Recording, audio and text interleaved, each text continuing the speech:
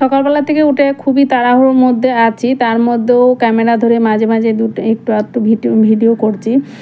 তো দেখো রান্না বসিয়ে দিয়েছি, আর আজকে সকাল সকাল বেরোবো হচ্ছে সার্ভে, তারপরে আবার মিটিং আছে, সেই জন্য খুবই তাড়াহুড়ো। আর এদিকে কলেও জল চলে এসেছে, একদিকে রান্না বসিয়ে দিয়েছি, একদিকে আবার কলের ট্যাঙ্কি ভরে গেছে, তাই বালতিগুলো তারপরে গামলাগুলো সব ভরে রাখছি, কারণ ট্যাঙ্কি তো অনেকটাই ছোট, আর জল তাড়াতাড়ি শেষ হয়ে যায়। আর ওই এক্সট্রা জলগুলো ভরে রাখলে ওগুলো স্নান করলে ট্যাঙ্কির জলটা অনেকক্ষণ থাকে। আর এদিকে দেখো আমার ধানে আর চালে একসঙ্গে মিশে গেছে, তার কারণ হচ্ছে ঠাকুরের জন্য ধান এনেছিলাম, সেটা আবার সেই ঠোঙাটা আবার চালের ড্রামের মধ্যে রেখেছিলাম ইঁদুরে খাবে বলে, আর চালের ড্রামটা কখন ফাঁকা করে ইঁদুর ঢুকে একদম পুরো ঠোঙাটাই পুরো ফাটিয়ে দিয়েছে। তো চালগুলো আবার ওপর থেকে বেছে বেছে নিয়ে তারপরে ছাদে দিলাম।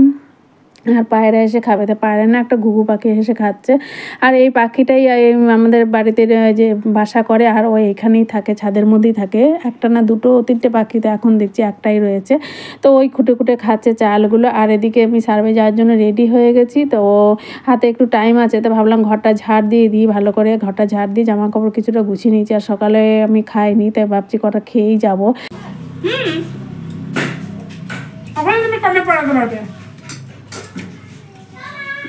আর কামাইও নেই,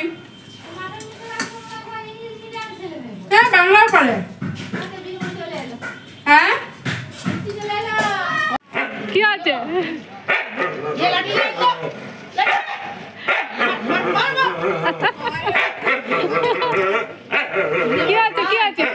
আর এই ডগিটা দেখতে পেলে, আর যখনই আমরা যাব আর ওদের বাড়ির গেটটা ছুলেই আর ও উপর থেকে ওই রকমভাবে চিৎকার করতে থাকবে। তো ওর সাথে আজকে একটু মজা করছিল আমার ওই দিদিটা, যে আমার সাথে থাকে সব, মানে সার্ভে করে।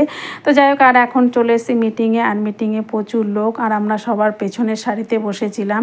তা এখন মিটিং প্রায় শেষ হয়ে গেছে, আর সবাই বেরিয়েও পড়েছে, এখন প্রায় 2টো বাজে। আর আমরা যে টোটোতে গেছিলাম সেই টোটোওয়ালা দাদাকে ফোন করা হয়েছে, তো উনি বললো 10-15 মিনিট লাগবে যেতে। তা আমরা বেরিয়ে কিছুক্ষণ গাছতলায় বসেছিলাম, তারপরে সবাই বাড়ি আসলাম।